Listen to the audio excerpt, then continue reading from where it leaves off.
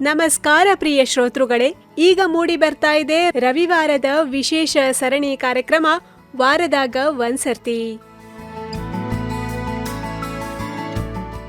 ಪ್ರಿಯರೇ, ವೃದ್ಧಾಪ್ಯವೆನ್ನುವುದು ಜೀವನದ ಕಿರೀಟವಿದ್ದಂತೆ.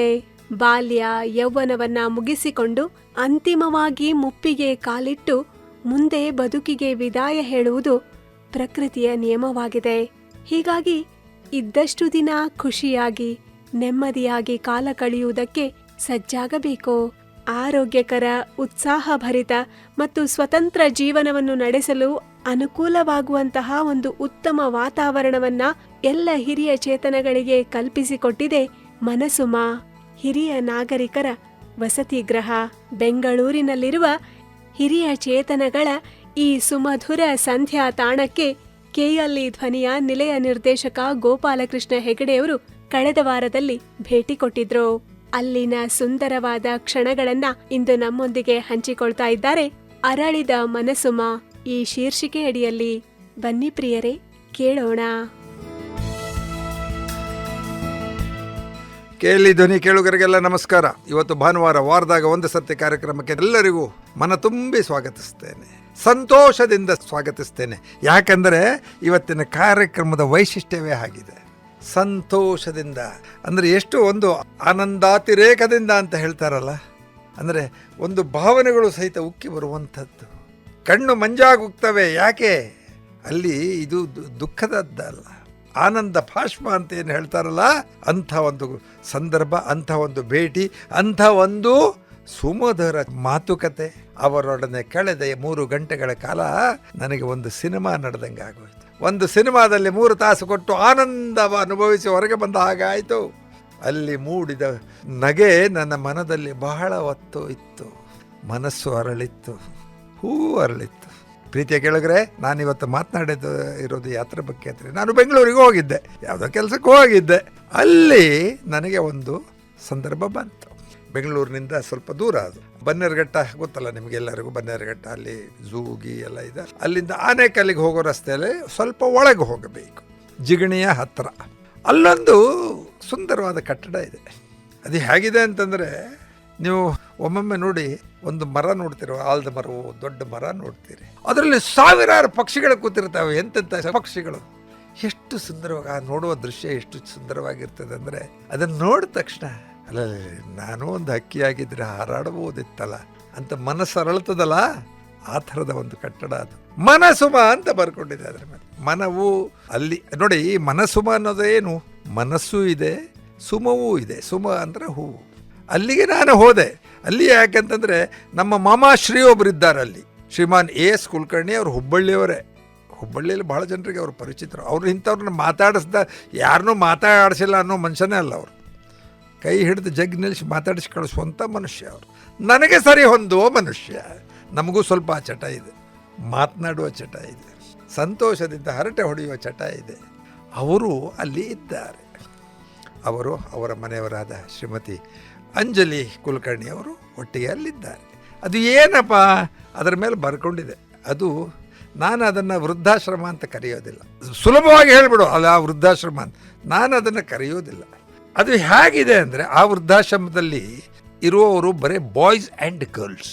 ಇದು ನನ್ನ ಮಾತಲ್ಲ, ಅಲ್ಲಿಯ ಮ್ಯಾನೇಜರ್ ಹೇಳಿದ ರೀತಿ ಅದು. ಕುಶಾಲ್ ರಮೇಶ್ ಅಂತ ಅದನ್ನು ನೋಡಿಕೊಳ್ಳುವ ಒಬ್ಬ ಮ್ಯಾನೇಜರ್ ಇದ್ದಾರೆ. ಬಹಳ ಉತ್ಸಾಹಿ ತರುಣ ಯುವಕ. ಅವರು ನನ್ನ ಪರಿಚಯ ಮಾಡಿಕೊಡ್ತಾ ಎಲ್ಲರಿಗೂ ಅವ್ರು ಹೇಳಿ ಏನು ಅಂತ ಹೇಳಿಕೊಡುವಂಥ ಸಂದರ್ಭದಲ್ಲಿ ಅವ್ರು ಹೇಳ್ತಾರೆ, my dear boys and girls ಅಂತಂದ್ರೆ ಅವರು. ನನಗೆ ಭಾರಿ ಖುಷಿ ಆಯಿತು. ಎಲ್ಲರೂ ಎಷ್ಟು ಖುಷಿಯಿಂದ ನಕ್ಕರಂದ್ರೆ ಅದಕ್ಕೆ. ಅಂದರೆ ಅವ್ರನ್ನ ವಯಸ್ಸು ನಂಬರ್ ಅದಷ್ಟೇ. ಮನಸ್ಸು ಖಂಡಿತವಾಗಲೂ ನವ ಯುವಕರ ಥರನೇ ಇರಬೇಕನ್ನೋದಕ್ಕೆ ಮಕ್ಕಳು ಬಾಯ್ಸ್ ಆ್ಯಂಡ್ ಗರ್ಲ್ಸ್ ಅಂತಂದರೆ ಏನು, ಆ ಒಂದು ಅರ್ಥದಲ್ಲಿ ಅವ್ರು ಹೇಳಿದ್ದು ನನಗೆ ಬಹಳ ಖುಷಿ ಆಯಿತು. ಎಷ್ಟು ಮಜಾ ನೋಡ್ರಿ. ಅದಕ್ಕೆ ಕೆಳಗೆ ಬರ್ದಾರ ಅವರು, ಲಕ್ಸುರಿ ಸೀನಿಯರ್ ಲಿವಿಂಗ್. ನೋಡಿ ಎಷ್ಟು ಚೆನ್ನಾಗಿದೆ. ಅದಕ್ಕೆ ನಾನು, ಇದೇನು ಲಕ್ಸುರಿ ಅಂದರೆ ಏನಪ್ಪಾ, ನಮಗೆ ಸೀದಾ ಲಕ್ಸುರಿ ಅಂದರೆ ಏನು, ನಮಗೆ ಐಷಾರಾಮಿ ಜೀವನ. ನೋಡಿದ್ರಲ್ಲ ಒಂದು ಮದುವೆ ಕೆಲವು ದಿನದ ಹಿಂದೆ ಮುಂಬೈನಲ್ಲಿ, ಅದು ಐಷಾರಾಮಿ ವಿವಾಹ. ಐಷಾರಾಮಿ ಹಬ್ಬ. ಒಂದು 3-4 ಕೋಟಿ ರೂಪಾಯಿ ಗಾಡಿ, ಮಸ್ತ್ ಗಾಡಿ, ಬಂಗ್ಲೆ, ಪರ್ಫ್ಯೂಮ್ ಹೊಡ್ಕೊಂಡು ಎಲ್ಲ ಮಸ್ತ್ ಅಡ್ಡಾಡೋದು, ಎಲ್ಲ ಊಟ ಎಲ್ಲ ಐದು ದೊಡ್ಡ ಹೋಟೆಲ್. ನಾನು ಅದನ್ನು ಹಾಗೆ ನಾನು ಅನ್ನೋದಿಲ್ಲ. ನನಗೆ ಅನಿಸಿದ್ದು ಏನು, ಒಳಗೆ ಹೋಗಿ 3 ತಾಸಿನ ನಂತರ ಅವರ ಜೊತೆ ಊಟ ಮಾಡಿ ಸಂತೋಷದಿಂದ ಹೊರಗೆ ಬಂದಾಗ ಅನಿಸಿದ್ದು ಏನಪ್ಪ, ಹಿರಿಯ ಚೇತನಗಳ ಸುಮಧುರ ಜೀವನ, ಸಂತಸದ ಸಂಧ್ಯಾಕಾಲದ ತಾಣ. ನನಗೆ ಅನಿಸಿದ್ದು ಹಾಗೆ ನೋಡಿ. ಅದನ್ನು ನಾನು ಅದೇ ಹಂತ ಅವರು ನನಗೆ ಕುಲಕರ್ಣಿ ಸಾಹೇಬ್ ಅಂತ ಕರೀತಾರೆ, ನಮ್ಮ ಮಾಮಾಶ್ರೀ. ಅವರು ನನಗೆ 1 ವರ್ಷದಿಂದ ಒಂಥರ ಹೆಂಗಂದರೆ ಗಂಟು ಬಿದ್ದಿದ್ರು. ನಮ್ಮ ಹುಬ್ಬಳ್ಳಿ ಭಾಷಾದಾಗ ಹೇಳೋದಂತಂದರೆ ಗಂಟು ಬಿದ್ದಿದ್ರು. ಗೋಪಾಲ್ ನೀವು ಬರಬೇಕಲ್ಲಿ ನಮ್ಮೆಲ್ಲರ ಜೊತೆ.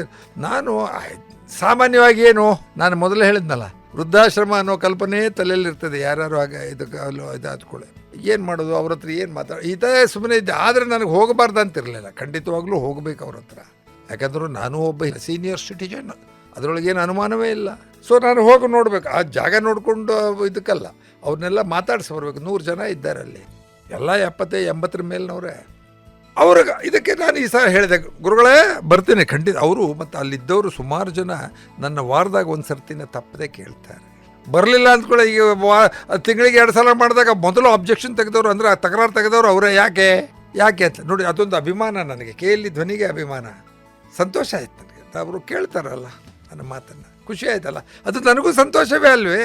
ನನಗೆ ಹಿರಿಯರು ಬೆನ್ನು ಚಪ್ಪರಿಸಿದಾಗ ಚಲೋ ಮಾಡಿ ಗೋಪಾಲ್ ಅಂತ ಅಂದಾಗ ಎಷ್ಟು ಆನಂದ ಆಗ್ತದೆ ನಮಗೆ. ಮತ್ತೇನು ಬೇಕು, ಮತ್ತೇನು ಬೇಡ. ನೋಡಿ ಅವರು ಹೇಳಿದಂತ ಹೋದ ಶನಿವಾರ ದಿವಸ ಅವರು ಆ ಮನಸುಮದಲ್ಲಿ ಒಂದು ಸ್ಟಡಿ ಸರ್ಕಲ್ ಅಂತ ಅವ್ರು ಮಾಡ್ಕೊಂಡಿದ್ದಾರೆ. ಅದರಿಂದ ಪ್ರತಿ ವಾರ ಅವರು ಸಾಮಾನ್ಯವಾಗಿ ಯಾರ್ಯಾರು ಸಿಕ್ಕರೆ ಬೇರೆ ಬೇರೆ ಕ್ಷೇತ್ರದ ವೃತ್ತಿಪರರು, ಬೇರೆ ಬೇರೆ ಪರಿಣತರು, ಎಂಥವ್ರನ್ನೆಲ್ಲ, ಡಾಕ್ಟರ್ ಇರ್ಬೋದು, ಪತ್ರಕರ್ತ ಇರ್ಬೋದು, ಇನ್ಯಾರೋ ಆಗಿರ್ಬೋದು, ಅವ್ರಿಗೆ ಅವ್ರನ್ನ ಕರೆಸಿ ಅಲ್ಲಿ ಅವರ ಜೊತೆ ಕಾಲ ಕಳೀತಾರೆ ಅವರು 3 ತಾಸು. ಈ ಸ್ಟಡಿ ಸರ್ಕಲ್ ಅನ್ನೋದು ಅದನ್ನು S. ಪ್ರಭಾಕರ್ ಮತ್ತು ಭುಜಂಗರಾವ್ ಅವರು ಹೋದ ವರ್ಷ ಒಟ್ಟಿಗೆ ಶುರು ಮಾಡಿದರು. S. ಕುಲಕರ್ಣಿ ಅವರು ಅದಕ್ಕೆ ಕೋಆರ್ಡಿನೇಟ್ರು. ಅವರು ಈ ಎಲ್ಲ ಕಾರ್ಯಕ್ರಮಗಳು ಯಾವ್ಯಾವ ಥರ ಕಾರ್ಯಕ್ರಮ ಮಾಡಬೇಕು ಅನ್ನೋದ್ರ ಬಗ್ಗೆ ನಿರ್ಧಾರ ಮಾಡ್ತಾರೆ. ಯಾರ್ಯಾರನ್ನ ಕರಿಬೇಕು ಅಂತ ನಿರ್ಧಾರ ಅವರು ಮಾಡ್ತಾರೆ. ಕುಲಕರ್ಣಿಯವ್ರ ಪ್ರಕಾರ ಅಲ್ಲಿ ಎಲ್ಲರೂ ಬ್ಯುಸಿ, ಹೋಲ್ ಡೇ. ಅವತ್ತೊಂದು ದಿವಸ ಅಲ್ರಿ, ಪ್ರತಿದಿನ ಅಷ್ಟು ಬ್ಯುಸಿಯಾಗಿರ್ತಾರಂಥವ್ರು. ಅಂದರೆ ಏನು, ಅಲ್ಲಿ ಅದೇ ಹೇಳಿದ್ನಲ್ಲ, ಸುಮಧುರ ಜೀವನದ ಒಂದು ಉದಾಹರಣೆ. ನಾನು ಒಳಗೆ ನೋಡ್ರಿ, ಅವರು ಎಷ್ಟು ಮಜಾ ಅಂದರೆ, ನಾನು ಸ್ವಲ್ಪ ಸಮಯ ಪರಿಪಾಲಕನೇ. ತಡ ಆಗ್ತದೆ ಅಂದರೆ ನಾನು ಮೊದಲೇ ಹೇಳಿರ್ತೇನೆ, ನಾನು ಇಂತಿಷ್ಟೊತ್ತಿಗೆ ಬರ್ತೇನೆ ಅಂತ. ನಾನು 10 ಗಂಟೆಗೆ ಬರ್ತೇನೆ ಅಂತ ನಾನು ಒಮ್ಮೆ ಯಾರಿಗಾದರೂ ಹೇಳಿದರೆ, ನಾನು 10 ಗಂಟೆಗೆ 5 ನಿಮಿಷ ಇರ್ತಾ ಅಲ್ಲಿ ಹೋಗಿ ಇರಬೇಕು. ಇದು ನನ್ನ ತತ್ವ. ನಾನು ಒಬ್ಬ ಕ್ರಿಕೆಟ್ ವರದಿಗಾರನಾಗಿ, ಕ್ರೀಡಾ ವರದಿಗಾರ, ಅದನ್ನು ಸಂಪೂರ್ಣ ನನ್ನ 50 ವರ್ಷಗಳ ಪತ್ರಿಕೋದ್ಯಮದಲ್ಲಿ ನಾನು ಪಾಲಿಸಿಕೊಂಡು ಬಂದೇನೆ. ಅದೇ ಹೇಳ್ತಿರ್ತಾನೆ, ಭಾಳ ಮಂದಿ ಯಾರು ಕೇಳಿದಾಗ ಈ ಟೈಮ್ ಇರೋದಾಗ, ನಾನು ಸುಮ್ಮನೆ 100 ಕ್ರಿಕೆಟ್ ಮ್ಯಾಚ್ ಮಾಡೇನ್ರಿ, ಫಸ್ಟ್ ಬಾಲ್ ಎಂದೂ ಮಿಸ್ ಮಾಡ್ಕೊಂಡಿಲ್ಲ. ಇದನ್ನು ಹೇಳ್ತಾ ಇರ್ತೇನೆ, ಭಾಳ ಹೆಮ್ಮೆಯಿಂದ ಹೇಳ್ಕೊತೇನೆ. ನೋಡ್ತೇನೆ, ಅಲ್ಲಿ ಹೋದರೆ ನಂದು 3 ನಿಮಿಷ ಲೇಟ್. ಯಾಕಾಯ್ತಂದರೆ ಆ ಗೂಗಲ್ ಅದಕ್ಕೂ ನನ್ನ ಮಗ ಡ್ರೈವ್ ಮಾಡ್ತಾ ಇರಬೇಕಾದ್ರೆ ಅದು 10 ಫೀಟ್ ರೈಟ್ ಟರ್ನ್ ಅಂತ ಏನೋ ಹೇಳ್ತಂಗೆ ಕಾಣ್ತದೆ ನಮ್ಗೆ. ಗೊತ್ತಾಯ್ತು, ಅವ ಬಂದ, ಆದರೆ ಅದು ಅದರ ಪ್ಯಾರಲಲ್ ರಸ್ತೆ ಆಗಿತ್ತು, ಅಲ್ಲಿ ಡೆಡ್ ಎಂಡಲ್ಲಿ. ವಾಪಸ್ ಬಂದು ಮತ್ತೆ ಕಾಂಪೌಂಡ್ ಒಳಗಿಂದ ಬಂದು ಅಲ್ಲಿ ಬರೋ ಹೊತ್ತಿಗೆ 10 ಗಂಟೆ 3 ನಿಮಿಷ ಆಗಿತ್ತು. ನಾ ಫಸ್ಟು ಕ್ಷಮೆ ಕೇಳಿದೆ, 3 ನಿಮಿಷ ತಡವೇ. ಆದರೆ ಅಲ್ಲಿ ಎಷ್ಟು ಜನ ಇದ್ದರು ಗೊತ್ತಾ?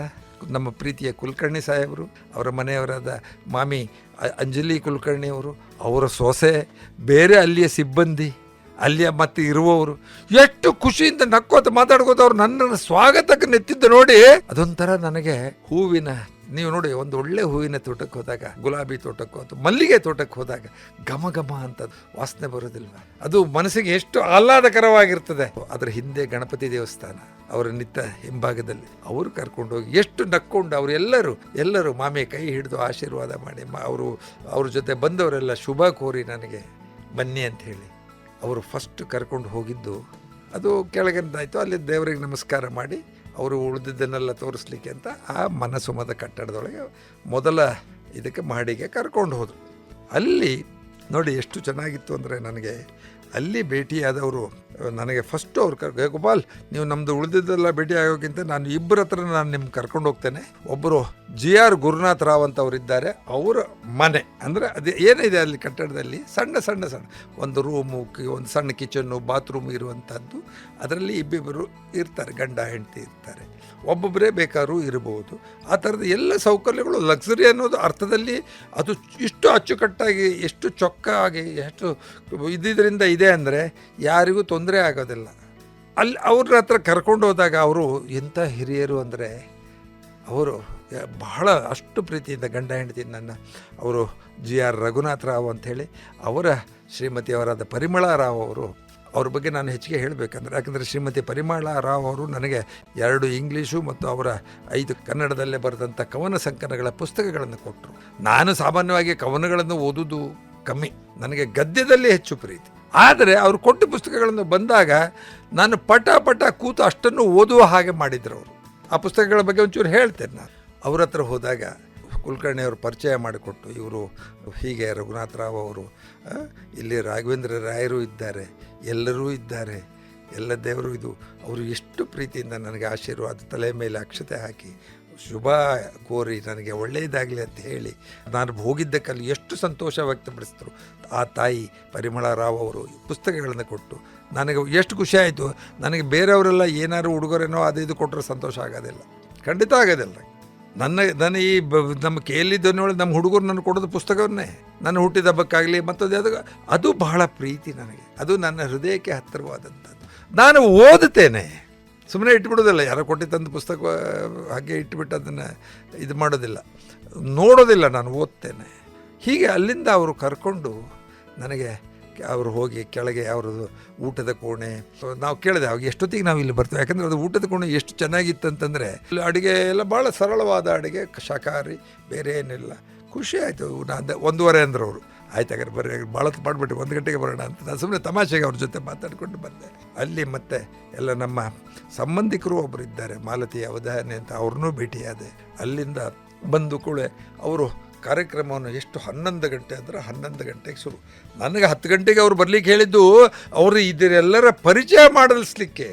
ಅಲ್ಲಿರುವ ಲೈಬ್ರರಿ, ಅಲ್ಲಿ ಅದು ಎಷ್ಟು ಚಂದ ಗ್ರಂಥಾಲಯ ಚಿಕ್ಕ. ಆಮೇಲೆ ಅವರು ಹಿರಿಯರಂತಂದ್ರೆ ಹುಡುಗರು ಹುಡುಗಿಯರು ಎಲ್ಲ ಅವರು ಅಲ್ಲಿ ಆಟ ಆಡಲಿಕ್ಕೆ, ಕೇರಮ್ಮು, ಇಸ್ಪೀಟ್ ಆಡಲಿಕ್ಕೆ ಜಾಗ ಇದೆ, ಪತ್ರಿಕೆ ಓದಲಿಕ್ಕೆ ಜಾಗ ಇದೆ, ವಾಕಿಂಗ್ ಮಾಡಲಿಕ್ಕೆ ಅದ್ಭುತವಾದ ಜಾಗ ಇದೆ. ಇವೆಲ್ಲ ಲಕ್ಸುರಿ ಒಳಗೆ. ಇವತ್ತು ವಾಕಿಂಗ್ ಅನ್ನೋದು ಲಕ್ಸುರಿ ಆಗಿಲ್ವೇ? ಇವತ್ತು ಆಟ ಆಡೋದೇ ಒಂದು ಲಕ್ಸುರಿ. ಯಾರಿಗೆ ಸಮಯ ಇದೆ? ಹೀಗಾಗಿ ಅವರು ಇದಾಯಿತು. ಆಮೇಲೆ ಯಥಾ ಪ್ರಕಾರ ನಮ್ಮ ಕುಲಕರ್ಣಿಯವರು ಸ್ವಲ್ಪ ನನ್ನನ್ನು ಇಂದ್ರ ಚಂದ್ರನಂತೆ ಹೊಗಳಿ ಎಲ್ಲ ಮಾಡಿದರು ಸಹಿತ, ಗುರುಗಳೇ ಸಾಕು, ನಾನೊಬ್ಬ ಸಾದಾ ಮನುಷ್ಯ ಅಂತೆಲ್ಲ ಹೇಳಿ ಇದೆಲ್ಲ ಆಯಿತಾ. ಆಮೇಲೆ ಕಾರ್ಯಕ್ರಮ ಶುರು ಮಾಡಿದರು. ನಾನು ಒಂದು ಕತೆ ಹೇಳಬೇಕು ನಿಮಗೆ ಇವತ್ತು. ಅಲ್ಲಿ ಹೇಳಿದ ಕಥೆಯನ್ನು ನಾನು ನಿಮಗೆ ಹೇಳಬೇಕು. ಹೇಗಿದ್ರು ಗೊತ್ತಾ ನಿಮಗೆ? ಅಲ್ಲಿ ಎಷ್ಟು ಜನ, ಕೆಲವರು ವೀಲ್ ಚೇರ್ ಮೇಲಿದ್ದರು, ಕೆಲವರೆಲ್ಲ ವಯಸ್ಸಾದವರು. ಆದರೆ ಅಷ್ಟು ಜನ ಕೂತಿದ್ರಲ್ರಿ, ಒಬ್ಬರ ಮುಖದಲ್ಲಾದರೂ ಏನೋ ಬೇಸರ ಅಥವಾ ಏನೋ ಕಾಟಾಚಾರಕ್ಕೆ ಬಂದರೆ, ಈ ಸಾಮಾನ್ಯವಾಗಿ ಭಾಷಣ ಕೇಳೋಕ್ಕಂತ ಬಂದವರು ಕೆಲವರೆಲ್ಲ ಸುಮ್ಮನೆ ಅವರು ಆಕಳಿಸ್ಕೋತಾ ಇದು ಮಾಡ್ಕೋತ ಅತ್ಲಾಗಿತ್ಲ ಯಾರ್ದೋ ಒತ್ತಾಯಕ್ಕೋ ಎಲ್ಲೋ ಬಂದು ಕೂತಂಗಿರ್ತಾರೆ. ಒಬ್ಬರ ಮುಖದಲ್ಲಾದರೂ ಬೇಸರ. ಎಷ್ಟು ಹಸನ್ಮುಖವಾಗಿದ್ದರು ಅಂದರೆ ಎಲ್ಲರೂ ಪರಿಚಯ ಮಾಡ್ಕೊಂಡ್ರ. ಮತ್ತು ಪ್ರತಿಯೊಬ್ಬರು ನಾನು ಹೀಗೆ, ನಾನು ಹಿಂಗವರು. ಅದರಲ್ಲಿ ಇಬ್ಬರ ಹೆಸರು ನಾನು ಹೇಳ್ತೇನೆ ನಿಮಗೆ. ಅವರು ದೀಕ್ಷಿತ ದಂಪತಿಗಳ ಬಗ್ಗೆನೂ ಹೇಳ್ತೇನೆ. ಒಬ್ಬ ಡಾಕ್ಟ್ರು, 92 ವರ್ಷ ಡಾಕ್ಟ್ರು ರೀ, ಡಾಕ್ಟರ್ ಸುಮಿತ್ರಾ ಅಂತ. ನಾವು ಸಾಕ್ಷಾತ್ ನಿಮಗೆ ಸಾಷ್ಟಾಂಗ ನಮಸ್ಕಾರ ಮಾಡಬೇಕು ಅಂದೆ. ಅವರು ಎಷ್ಟಂತಂದ್ರೆ ನನಗೆ ಯಾಕೋ ನನಗಿಂತ ಭಾಳ ಆರೋಗ್ಯವಾಗಿದ್ದಾರೇನೋ ಅನ್ನಿಸ್ತು ಅವರು. ಆದರೆ 92 ವರ್ಷ ಆದರೂ ಅವರಲ್ಲಿ, ಅದಕ್ಕೆ ನಾನು ಕುಲಕರ್ಣಿ ಸಾಹೇಬ್ರಿಗೂ ಯಾವಾಗಲೂ ಹೇಳ್ತೆ, ಅವ್ರಿಗೆ 85. ನೀವು 30 ವರ್ಷ ಕಮ್ಮಿ ಆಗಿರಿ, ಇಲ್ಲಿ ಬಂದಮೇಲೆ ನೀವು ಅಂತ ಹೇಳ್ತಿರ್ತೀರಿ. 40 ವರ್ಷ ಕಮ್ಮಿ ಆಗಿದೆ ಅಂತಕೊಂಡು. ಹೀಗಾಗಿ ಆ ರೀತಿ ಅಂಥವ್ರೆಲ್ಲರೂ ಸಿಕ್ಕರು ಅಲ್ಲಿ. ಪ್ರಭಾಕರ್ ಅವರು, ಇದೊಂದು ಬಹಳ ಅವರ ಬಗ್ಗೆ ಹೇಳಲೇಬೇಕು. ಆಮೇಲೆ ನಾ ಕತೆ ಹೇಳ್ತೇನೆ. ಆ ಪ್ರಭಾಕರ್ ಅವರು ಎಷ್ಟು ಅದ್ಭುತವಾಗಿದ್ರಂದರೆ, ಅವರು ವೀಲ್ ಚೇರ್ ಮೇಲೆ ಇದ್ದಾರೆ ಪಾಪ. ಅವರು ರೂಮಿಗೆ ಕರ್ಕೊಂಡು ಹೋದ್ರಲ್ಲ ನನಗೆ. ಅವರು ಮಾತಾಡ್ತಾ ಇದ್ದು, ಗೋಪಾಲ್ ನಿಮ್ಗೆ ಸಾಹಿತ್ಯದಲ್ಲಿ ಆಸಕ್ತಿ ಇದೆ, ನೀವು ಪತ್ರಕರ್ತರು, ನಾನು ಹೇಳ್ತೇನೆ ನೋಡಿ, ನನಗೆ ಎಂತೆಂಥ ಗುರುಗಳು ಸಿಕ್ಕಿದ್ರು ಅಂತ. ವಿ ಸೀತಾರಾಮನೆಯವರು, ಡಿ ವಿ ಜಿಯವ್ರ ಬಗ್ಗೆ ಎಷ್ಟು ಅಭಿಮಾನದಿಂದ ಮಾತನಾಡಿದ್ರು. ನಾನಂದೆ, ಸ್ವಾಮಿ ಡಿ ವಿ ಜಿಯವರು ನನ್ನ ಪರಮ ಗುರುಗಳು. ನಾನು ಅವ್ರನ್ನ ನೋಡಿಲ್ಲ, ಅವರ ಆದರ್ಶಗಳನ್ನು ತನ್ನ ಜೀವನದಲ್ಲಿ ಪಾಲಿಸಿಕೊಳ್ಳಲಿಕ್ಕೆ ಪ್ರಯತ್ನ ಪಟ್ಟವನು. ನಾನು ಪೂರ್ಣ ಅದರಲ್ಲಿ ನಾನು ಹೇಳಲಿಕ್ಕೆ ತಯಾರಿಲ್ಲ. ಆದರೆ ಗಾಢ ಪ್ರಭಾವ ಬೀರಿದಂಥ ವ್ಯಕ್ತಿ ನನ್ನ ಪತ್ರಿಕೋದ್ಯಮ ಜೀವನದಲ್ಲಿ ಡಿ ವಿ ಗುಂಡಪ್ಪನವರು. ಅವರು ಗುರುಗಳು. ಅವರು ಗುರುಗಳು ಅನ್ನೋದಕ್ಕಿಂತ ಅವರು ಬೇರೆ ಸರ್ವ ವಿಧದಲ್ಲೂ ಅವರು ಗುರುಗಳಾಗಿದ್ದರು. ವಿ ಸೀತಾರಾಮಯ್ಯನವರು, ಲಂಕೇಶ್ನಂಥವ್ರು ನನಗೆ ಗುರುಗಳಾಗಿದ್ದರು. ನನ್ನದು ಅದೃಷ್ಟ ನೋಡ್ರಿ, ಅವರಿಂದ ನಾನು ಜೀವನದ ಪಾಠವನ್ನು ಕಲಿತೆ ಅಂತ. ಬಿ ಎಂ ಶ್ರೀಕಂಠನೆಯವ್ರ ಬಗ್ಗೆ ಮಾತನಾಡಿದರು, ಕರುಣಾಳು ಬಾಬಳಕೆ ಬಗ್ಗೆ ಮಾತನಾಡಿದರು. ಎಷ್ಟು ಆಸಕ್ತಿ ಇತ್ತರಂದರೆ ಅವರಿಗೆ. ಅವರೇ ನನಗೆ ಮಾತಾಡಲಿಕ್ಕೆ ಕೊಟ್ಟದ್ದು ವಿಷಯ, ಅದು ಸ್ವಲ್ಪ ಕಷ್ಟಕರವೇ ಆಗಿತ್ತು ನನಗೆ. ಹ್ಯೂಮನ್ ರಿಲೇಷನ್ಸ್, ಇದು ಬಹಳ ಕಷ್ಟದ ವಿಷಯ. ನೀವು ಈಗ ಸಾಮಾನ್ಯವಾಗಿ ಜನರ ಕಲ್ಪನೆಗಳು ಬೇರೆ ಬೇರೆ ಥರ ಇರ್ತಾರೆ. ಅವರು ಯಾವ ಕಾರಣಕ್ಕಾಗಿ ಅಲ್ಲಿ ಬಂತಾರೆ ಅನ್ನೋದು ನಮಗೆ ಗೊತ್ತಿರೋದಿಲ್ಲ. ನಾವು ಅದನ್ನು ನೆನಪಿಸಬಾರ್ದು. ಮಾನವೀಯ ಸಂಬಂಧಗಳು ಅಂದರೆ ಏನು? ಮಾನವೀಯ ಅರ್ಥಕ್ಕೆ ಅಂದರೆ ಬಹಳ ಇದೆ. ಹ್ಯೂಮನ್ ಅನ್ನೋದಕ್ಕೆ ಬಹಳ ದೊಡ್ಡ ಅರ್ಥ ಇದೆ. ನಾನು ಅವತ್ತು ಅವ್ರಿಗೆ ಹೇಳಿದೆ, ಮಾನವೀಯ ಸಂಬಂಧ ಅಂದರೆ ನಾನು ಇವತ್ತು ನಿಮ್ಮ ಬಂದಲ್ಲ, ನಿಮಗೆಲ್ಲರಿಗೂ ನಾನು ಮಗನ ಹಾಗೆ ಅನ್ನಿಸ್ತು ನನಗೆ. ನೀವೆಲ್ಲರೂ ನನಗೆ ತಾಯಿಯಂದ್ರ ಥರ, ತಂದೆಯಂದ್ರ ಥರ ಕಣ್ರಿ ನನಗೆ. ಯಾವ ಸಂಬಂಧ ರೀ? ಕುರುಳ್ಕಣಿಯವ್ರಿಗೂ ನಮಗೂ ಎಲ್ಲಿ ಸಂಬಂಧ ರೀ? ಅವ್ರು ಯಾರೋ ನಾ ಯಾರೋ. ಆದರೆ ನೋಡಿ, ಅವರ ಆ ಸಂಬಂಧ ನನ್ನನ್ನು ಇಲ್ಲಿವರೆಗೂ ಎಳ್ಕೊಂಡ್ಬಂತು. ಬರೀ ಎಳ್ಕೊಂಡು ಬಂದಿಲ್ಲ, ಇಲ್ಲಿ ನಾನು ಅದನ್ನು ಆಸ್ವಾದಿಸುವಂಥ ಒಂದು ಸಂದರ್ಭ ನನಗೆ ಒದಗಿಸಿಕೊಟ್ರು.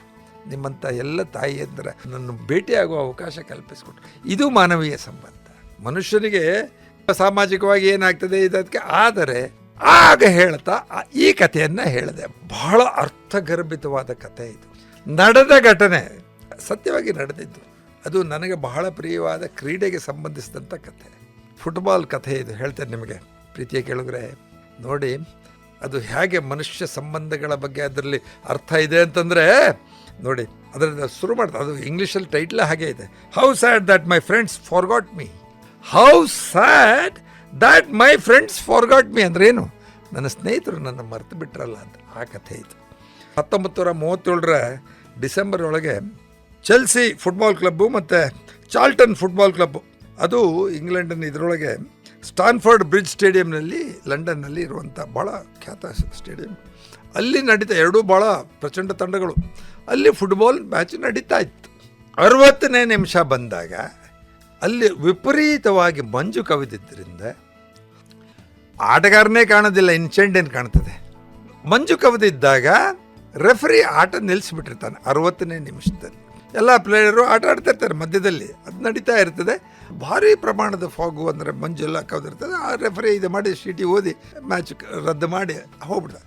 ಆವಾಗ ಆ ಚಾರ್ಲ್ಟನ್ ಫುಟ್ಬಾಲ್ ಕ್ಲಬ್ನ ಒಬ್ಬ ಗೋಲ್ ಕೀಪರ್ ಇರ್ತಾರೆ, ಭಾಳ ಅತ್ಯಂತ ಫೇಮಸ್ ಗೋಲ್ ಕೀಪರ್ ಅವ, ಸ್ಯಾಮ್ ಬರ್ಟ್ರಾಮ್ ಅಂತೇಳಿ.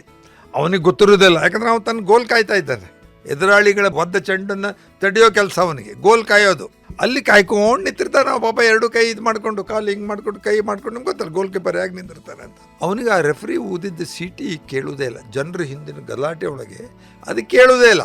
ಅವನಿಗೆ ಬಂದು ಕಾಣ್ತಾನೆ ಇರೋದಿಲ್ಲ, ಏನಾಯಿತು ಅಂತ ಅವ ಚಿಂತೆ ಮಾಡ್ತಾ ಇದ್ದಾನೆ. ಅವನು ಎಷ್ಟು ತನ್ನ ಕೆಲಸದಲ್ಲಿ ಅವನು ಅಂದರೆ ಗೋಲ್ ಕೀಪರ್ ಇದರೊಳಗೆ ಎಷ್ಟು ಅವನು ತೊಡ್ಕೊಂಡ್ಬಿಟ್ಟಿದ್ದ ಅಂದರೆ ಅವನಿಗೆ ಬೇರೆ ಏನು ಕಾಣ್ತದೆ, ಚೆಂಡು ಬಂದರೆ ಅಟ್ಟೆ ಕಾಣೋದು ಅವನಿಗೆ. ಆಯಿತಾ, 15 ನಿಮಿಷ ಆದಮೇಲೆ ಎಲ್ಲ ಆಮೇಲೆ ಸ್ಟೇಡಿಯಮಿಗೆ ಬಾಗಿಲು ಹಾಕಿ ನೋಡ್ಕೋತ ಬರ್ತಾರೆ ಅವ್ರು ಯಾರು ಇದ್ದಾರೋ, ಮತ್ತೆಲ್ಲ ಜನನೂ ಹೋಗ್ತಾರೆ, ಜನರ ಗಲಾಟೆ ಕಮ್ಮಿ ಆಗ್ತದೆ.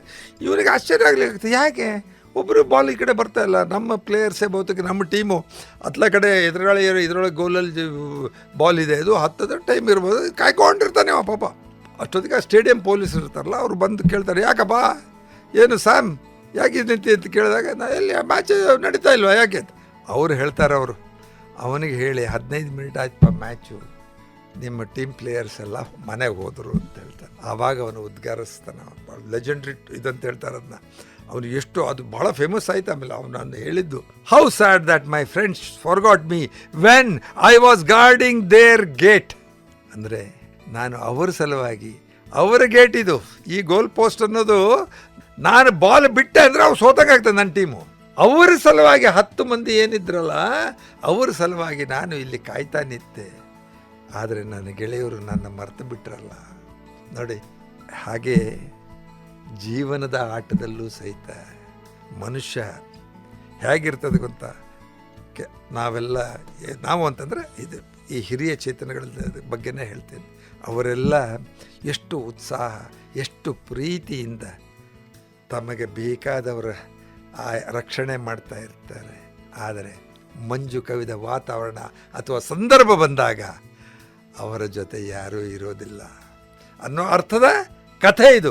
ನಾನು ಅವ್ರಿಗೆ ಹೇಳಿದಾಗ ಪಾಪ ಅವರೆಲ್ಲ ಎಷ್ಟು ಅದನ್ನು ಅವರೊಬ್ಬರು ಅದೇ ಹೇಳಿದ್ನಲ್ಲ ನಿಮಗೆ, ಅವ್ರ ಹೆಸರು ವಿಕ್ರಮ್ ದೀಕ್ಷಿತ್ ಅಂತ. ಅವರು ನಮ್ಮ ಈ ಕಡೆ ಸವಣೂರು ಕಡೆಯವರು. ಅವ್ರ ಮನೆಯವರಾದ ನಿರ್ಮಲಾ ದೀಕ್ಷಿತ್ ಅವರು ಗದಗಿನವರು. ಅವ್ರು ಹೇಳಿದ್ರು, ನಾ ಗದಗಿನ ಹಾಕಿದ್ದು ಎಷ್ಟು ಚಂದ ಹೇಳಿದ್ರು ಅಂದರೆ ಅವರು ಆಮೇಲೆ ಅವ್ರ ಮುಖ ಎಷ್ಟು ಖುಷಿಯಾಗಿದ್ರಂದ್ರೆ, ಅವರು ನನಗೆ ಒಂದು ಬೌನ್ಸರ್ ಹಾಕಿಬಿಟ್ರು ನನಗೆ.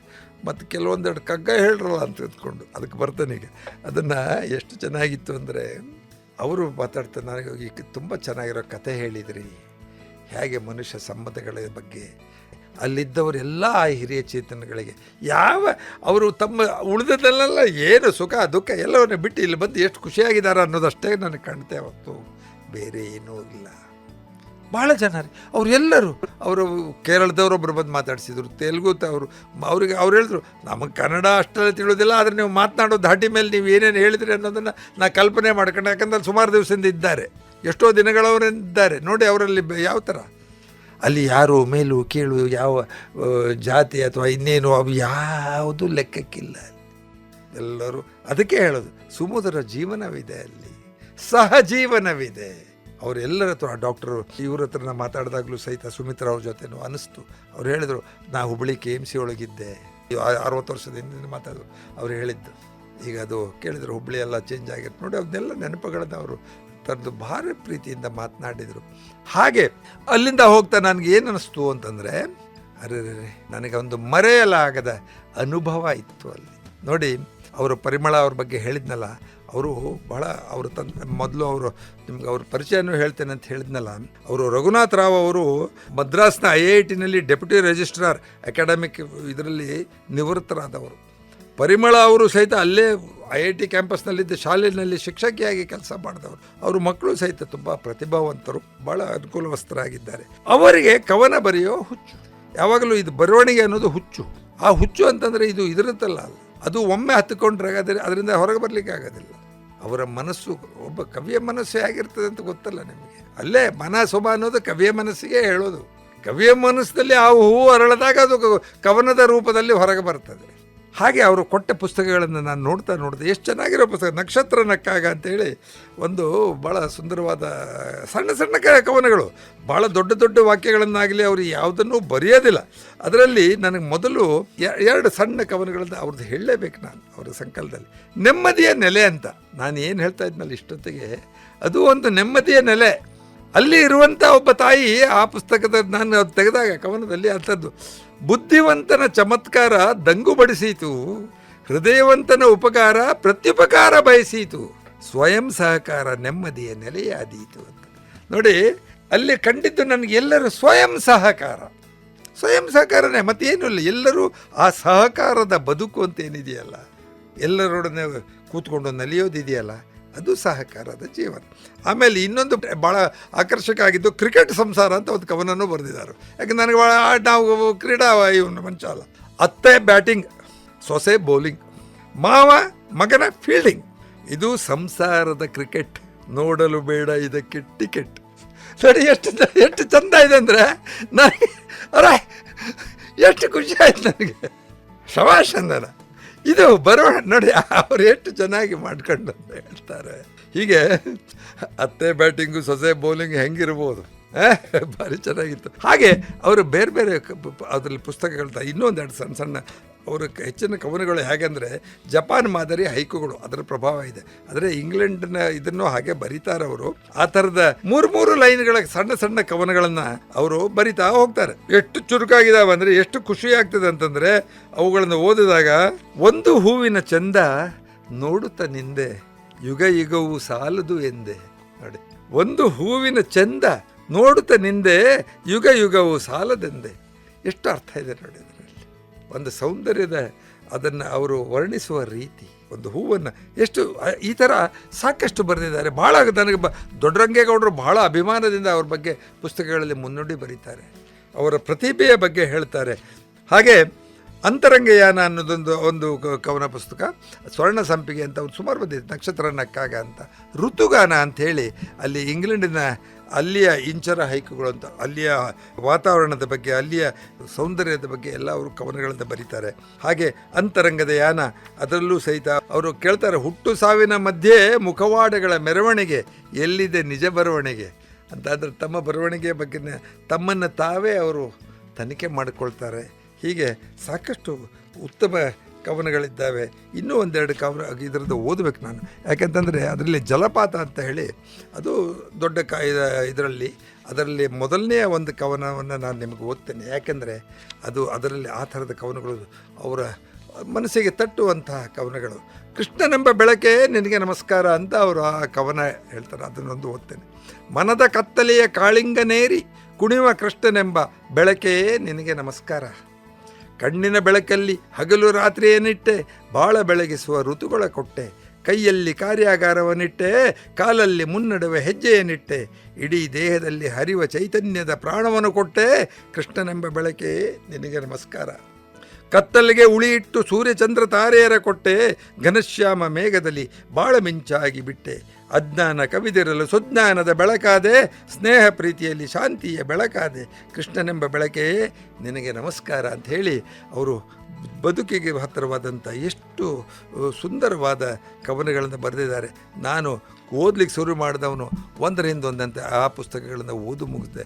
ಹಾಗೆ ಇಂಗ್ಲೀಷ್ನಲ್ಲೂ ಬರ್ತ್ ಆಫ್ ಹೋಪ್ ಅಂಥೇಳಿ, ಆಮೇಲೆ ಸೀಸನ್ಸ್ ಹಾರ್ಟ್ ಬೀಟ್ ಅಂಥೇಳಿ, ಇವೇ ಕನ್ನಡದನ್ನೇ ಇಂಗ್ಲೀಷ್ ರೂಪದಲ್ಲಿ ಇರುವ ಕವನಗಳು. ಹೀಗಾಗಿ ನನಗೆ ಅವರ ಭೇಟಿ ನಿಜಕ್ಕೂ ಹೇಳ್ತೇನೆ, ಅದೊಂದು ಶಿಕ್ಷಣವೂ ಆಗಿತ್ತು ನನಗೆ. ಈ ಹಿರಿಯರ ಜೊತೆ ಮಾತನಾಡುವಾಗ ಸಿಗುವ ಅನುಭವವೇ ಬೇರೆ. ಒಬ್ಬೊಬ್ಬರು ಒಂದೊಂದು ಥರ. ನಿಮಗೆ ಹೇಳಿದ್ನಲ್ಲ, ಅವರು ನಾನು ಭಾಷಣ ಮಾಡ್ತಾ ಇದು ಮಾಡಿಕೊಂಡು DVG ಅವ್ರ ಬಗ್ಗೆ ಎಲ್ಲ ಬಂದಾಗ ನಾನು ಅದನ್ನು ಒಂದು 2-3 ಕಗ್ಗ ಇಟ್ಕೊಂಡಿದ್ದೆ ನಾನು. ಯಾಕಂದರೆ ನನಗೆ ಅದು ಬದುಕಿನ ಬಗ್ಗೆ ಇದ್ದಂಥ ಕಗ್ಗಗಳೇ ಆಗಿದ್ದರಿಂದ. ಆದರೆ ಅದನ್ನು ನಾನು ಪೂರ್ಣ ಓದಲಿಲ್ಲ. ಅದಕ್ಕೆ ಅವರು ಹೇಳಿದ್ನಲ್ಲ ನಿಮಗೆ, ಅವರು ನಿರ್ಮಲಾ ದೀಕ್ಷಿತ್ ತಾಯಿ ಅವರು ನನಗೆ ಮತ್ತೆ ಕಗ್ಗ ಹೇಳ್ರಲ್ಲ ಅಂತಂದ್ರು. ಅವ್ರು ಎಷ್ಟು ಚೆಂದಾಗಿ ಉತ್ತರ ಕನ್ನಡ ಅಪ್ಪಟ ಗದಗಿನ ಉಪ್ಪು ಭಾಷೆ ಒಳಗೆ ಅವರು ನನಗೆ ಅವರು ಹೇಳಿದಾಗ, ಅಮ್ಮ ಯಾಕೆ ಗೊತ್ತಾ, ಸುಲಭ ಅಲ್ಲ. ಆದರೂ ನಾನು ಬರ್ಕೊಂಡಿಟ್ಕೊಂಡಿದ್ದೆ, ತರಿಸ್ಕೊಂಡಿದ್ದೆ ಹುಬ್ಬಳ್ಳಿಂದ. ನನಗೆ ಯಾಕೆಂತಂದ್ರೆ ಅದು ಬೇಕಿತ್ತು ಅಂಥೇಳಿ. ಅವು ಸ್ವಲ್ಪ ಬದುಕಿಗೆ ಆದರೂ ಸಹಿತ ಎಲ್ಲೋ ಯಾರಿಗೋ ನೋವು ಉಂಟಾಗಬಹುದು. ಆ ಥರ ಇದು ತಮ್ಮನ ಕುರಿತೆ ಹೇಳಿದ್ರೆ ಅನ್ನೋ ಭಾವನೆಯಿಂದ ಇಟ್ಟಿದ್ದೆ. ಆದರೂ ಸಹಿತ ಅವರು DV ಗುಂಡಪ್ಪನವ್ರದ ಮಂಕುತಿಮ್ಮನ ಕಗ್ಗ ಅದರಂಥ ಅದು ಅದ್ಭುತ. ಅದು ನನಗೆ ಅದು ನಮ್ಮ ಬದುಕಿನ ಎಲ್ಲವನ್ನೂ ತೆರೆದುಕೊಡುವಂಥ ಕವನಗಳು, ಕಗ್ಗ. ಅದು 184, 185, 186 ನಾನು ತೆಗೆದು ಓದಬೇಕಾಯಿತು. ಯಾಕಂದರೆ ಬಾಯ್ಪಾಠ ಮಾಡಿಲ್ಲ. ಬಾಯ್ಪಾಠ ಮಾಡೋದು ಕಷ್ಟ. ಪ್ರಪಂಚದಲ್ಲಿ ಹೃದಯವಂತನಾಗಿ ಬಾಳೋದ್ರ ಬಗ್ಗೆ ಎಲ್ಲ ಇದೆ ಅದು. ಈಗ ಅದು ಬಂದಾಗ, ಆ ಪ್ರಶ್ನೆ ಬಂದಾಗ ಸಹಜವಾಗಿಯೇ ಕೆಲವರಿಗೆ ಅನ್ನಿಸ್ಬೋದು, ಯಾರು ತಪ್ಪೋ ಯಾರೋ ಇದು ಒಪ್ಪೋ ಅದು ನಮಗೆ ಬೇಕಾಗಿರೋದಿಲ್ಲ. ಆ ಸಂದರ್ಭದಲ್ಲಿ ನಾನು ಎಲ್ಲರೊಡನೆ ಖುಷಿಯಾಗಿ ಬೆರೆತದ್ದಿತ್ತಲ್ಲ, ಅದೇ ಮುಖ್ಯವಾಗಿತ್ತು, ಅದೇ ಮನಸುಮವಾಗಿತ್ತು. ಅದು ನಾವು ಏನು ಬೇಕಾದರೂ ಕರಿಬೋದು. ಅದು ಮನುಷ್ಯನ ಸಂಧ್ಯಾ ಕಾಲದಲ್ಲಿ ಆ ನೆಮ್ಮದಿಯ ನೆಲೆ ಇದೆಯಲ್ಲ, ಅದು ಬಹಳ ಮಹತ್ವದ್ದು. ಖಂಡಿತವಾಗ್ಲೂ ನಾವೀಗ ಹಿರಿಯ 70 ವರ್ಷಕ್ಕೆ ಸಮೀಪ ಬಂದಾಗ ಅನಿಸುವಂಥ ಭಾವನೆಗಳು ಎಲ್ಲರಲ್ಲೂ ಇರ್ತದೆ. ನಮಗೇನಪ್ಪ ಮುಂದೇನು, ಅಲ್ಲಿ ಉತ್ತರ ಇದೆ. ಅಲ್ಲಿ ನಾವು ತಿಳ್ಕೊಂಡು ಹಾಗಿರುವುದಿಲ್ಲ. ಎಷ್ಟೋ ಜನರಿಗೆ ಅನಿವಾರ್ಯವಾಗಿ ಅಲ್ಲಿ ಬರಲೇಬೇಕಾಗ್ತದೆ. ಮಕ್ಕಳು ವಿದೇಶದಲ್ಲಿರ್ತಾರೆ, ಅವರ ಭವಿಷ್ಯದ ಬಗ್ಗೆ ಯೋಚನೆ ಮಾಡಬೇಕು. ಎಲ್ಲರೂ ಹೋಗ್ಲಿಕ್ಕೆ ಆಗೋದಿಲ್ಲ. ಆದರೆ ಇಲ್ಲಿ ಖಂಡಿತವಾಗಲೂ ಹೇಳ್ತೇನೆ, ಎಷ್ಟು ಸೌಕರ್ಯಗಳಿದ್ದಾವೆ. ವೈದ್ಯಕೀಯ ಸೌಕರ್ಯಗಳಿಂದ ಹಿಡ್ಕೊಂಡು ಎಲ್ಲರೂ ಒಂದು ರೀತಿಯಿಂದ ಒಂದು ಕುಟುಂಬವಾಗಿ, ವಸುಧೈವ ಕುಟುಂಬಕಂ ಅಂತೇಳಿ ನಾವು ಇಡೀ ಜಗತ್ತಿನ ಬಗ್ಗೆ ಮಾತಾಡ್ತಾವಲ್ಲ, ಅಲ್ಲಿ ಬಂದದ್ದೇನೋ, ಅಲ್ಲಿ ವಸುಧೈವ ಕುಟುಂಬವೇ ಇರುವುದು. ಎಲ್ಲರೂ ಒಂದಾಗಿ ಎಷ್ಟು ಪ್ರೀತಿಯಿಂದ ಸಂತೋಷದಿಂದ ಇದ್ದಾರೆ. ಹೀಗಾಗಿ ನಾನು ಯಾವ ಪ್ರಶ್ನೆಗಳನ್ನು ಯಾರನ್ನೂ ಕೇಳಲಿಲ್ಲ. ಅವರ ಜೊತೆ ಹರಟೆ ಹೊಡೆದೆ, ಅವರು ಕೇಳಿದ್ದಕ್ಕೆ ಉತ್ತರ ಹೇಳಿದೆ, ಅವರ ಜೊತೆ ಊಟ ಮಾಡಿದೆ. 3 ತಾಸುಗಳ ಹೇಳಿದೆನಲ್ಲ, ಅದೊಂದು ಚಂದವಳ್ಳಿಯ ತೋಟದಂಥ ಸಿನಿಮಾ ಆಯಿತು. ಅದು ಒಳಗಿನ ಸಿನಿಮಾದಲ್ಲಿ ಕತೆ ಬೇರೆ ಬೇರೆ ಇದೆ. ಚಂದವಳ್ಳಿಯ ತೋಟ ಅಂತ ಯಾಕಂತಂದರೆ, ಚಂದವಳ್ಳಿ ತೋಟ ಅಂದರೆ ಮನಸ್ಸಿಗೆ ಸಂತೋಷ ಕೊಡುವಂಥ ಹೂವಿನ ತೋಟ ಅಷ್ಟೇ. ಆ ಕತೆ ಬೇಕಾಗಿಲ್ಲ ನನಗೆ. ಅದು ನಿಜಕ್ಕೂ ಹೇಳ್ತೇನೆ, ಮನಸ್ಸುಮದಲ್ಲಿ ಒಳಗೆ ಹೋದಾಗ ಆಮೇಲೆ ವಾಪಸ್ ಬರುವಾಗ ಖಂಡಿತವಾಗೂ ಮನಸ್ಸು ಅರಳಿತ್ತು, ಹೂವು ಅರಳಿತ್ತು. ನಾನು ಆ ಹಿರಿಯ ಚೈತನ್ಯಗಳಿಗೆ ಎಲ್ಲರಿಗೂ ಕೋಟಿ ನಮನಗಳನ್ನು ಅರ್ಪಿಸ್ತೇನೆ, ಕೋಟಿ ಧನ್ಯವಾದಗಳನ್ನು ಅರ್ಪಿಸ್ತೇನೆ. ಯಾಕಂದರೆ ನನಗೆ ಒಂದು ಮಾರ್ಗ ತೋರಿದಂಥ ಇದು. ಬದುಕಿನಲ್ಲಿ ಸಂತೋಷ ಅನ್ನೋದು ಎಷ್ಟು ಮುಖ್ಯ, ನೆಮ್ಮದಿ ಅನ್ನೋದು ಎಷ್ಟು ಮುಖ್ಯ, ಅದನ್ನು ನೀವು ದುಡ್ಡು ಕೊಟ್ಟು ಖರೀದಿ ಮಾಡಲಿಕ್ಕೆ ಆಗೋದಿಲ್ಲ. ದುಡ್ಡು ಕೊಡ್ಬೋದ್ರಿ, ಆದರೆ ಮನಪೂರ್ವಕವಾಗಿ ನಗಲಿಕ್ಕಾಗ್ತದೆ ನಿಮಗೆ. ಅದು ಬರಬೇಕು, ಅದು ಕೃತ್ರಿಮ ಅಲ್ಲ, ಅದು ನಾಟಕ ಅಲ್ಲ. ಅದು ನನಗೆ ಆ ಥರದ್ದು ಯಾವ ಇದನ್ನು ಕಾಣಲಿಲ್ಲ. ಪ್ರೀತಿಯ ಕೇಳುಗರೆ, ಹೀಗೆ ಮನಸುಮದ ಕತೆ ನಿಮಗೆ ನಾನು ಹೇಳಬೇಕು ಅನ್ನಿಸ್ತು ನನಗೆ. ಯಾಕಂದರೆ ಎಲ್ಲರ ಬದುಕು ಹಾಗೇ ಇರ್ತದೆ. ನೀವು ಎಲ್ಲರೂ ಚೆನ್ನಾಗಿರಬೇಕು. ನಮ್ಮ ಊರಿನ ಹೆಸರೇ ಹುಬ್ಬಳ್ಳಿ. ಅದು ಅರಳಿದರೆ ತಾನೇ ನಮ್ಮೆಲ್ಲರ ಬದುಕು ಅರಳೋದು. ಹಾಗೆ ಅದು ಅರಳಬೇಕಾದ್ರೆ ನಾವು ಹುಬ್ಬಳ್ಳಿಯ ಮೊಗ್ಗುಗಳಾಗಲೇಬೇಕಲ್ಲ. ಪ್ರೀತಿ ಕೆಳಗರೆ ಇವತ್ತಿನ ಕಾರ್ಯಕ್ರಮವನ್ನು ಇಲ್ಲಿಗೆ ನಿಲ್ಲಿಸ್ತೇನೆ. ಮತ್ತೊಮ್ಮೆ ಕೊನೆಯದಾಗಿ ಮನಸುಮದ ಎಲ್ಲ ಹಿರಿಯ ಚೇತನಗಳಿಗೆ ನಮಸ್ಕಾರ ಮಾಡ್ತಾ ಎಲ್ಲ ಕಡೆ ಎಲ್ಲ ಹಿರಿಯರಿಗೂ ತಂದೆ ತಾಯಂದರಿಗೆ ನಮಸ್ಕರಿಸ್ತಾ ಎಲ್ಲರಿಗೂ ಒಳ್ಳೆಯದಾಗಲಿ. ಮತ್ತೊಮ್ಮೆ ನಾನು ಅಲ್ಲಿ ಬರ್ತೇನೆ ಅಂತ ಹೇಳಿ ಬಂದೆ ನೋಡಿ, ನನಗೆ ಸಹಜವಾಗಿ ಬಂದದ್ದು, ಔಪಚಾರಿಕವಾಗಿ ಅಲ್ಲ. ನಾ ಇನ್ನೊಮ್ಮೆ ಬಂದು ನಿಮ್ಮ ಜೊತೆ ಕಾಲ ಕಳೀತೀನಿ ಅಂತ ಹೇಳಿದೆ. ಪ್ರೀತಿ ಕೆಳಗರೆ ಎಲ್ಲರಿಗೂ ಒಳ್ಳೆಯದಾಗಲಿ. ನಮಸ್ಕಾರ. ಆತ್ಮೀಯ ಶ್ರೋತೃಗಳೇ, ಇದುವರೆಗೆ ಕೆಎಲ್ಇ ಧ್ವನಿಯಿಂದ ಮೂಡಿಬಂತು ರವಿವಾರದ ವಿಶೇಷ ಸರಣಿ ಕಾರ್ಯಕ್ರಮ ವಾರದಾಗ ಒಂದ್ಸರ್ತಿ. ಅರಳಿದ ಮನಸುಮ ಈ ಶೀರ್ಷಿಕೆಯಡಿಯಲ್ಲಿ ಕೆಎಲ್ಇ ಧ್ವನಿಯ ನಿಲಯ ನಿರ್ದೇಶಕ ಗೋಪಾಲಕೃಷ್ಣ ಹೆಗಡೆಯವರು ಮಾತನಾಡಿದರು. ಮತ್ತೆ ಮುಂದಿನ ರವಿವಾರದ ಸಂಚಿಕೆಯಲ್ಲಿ ಭೇಟಿಯಾಗೋಣ. ಎಲ್ಲರಿಗೂ ನಮಸ್ಕಾರ.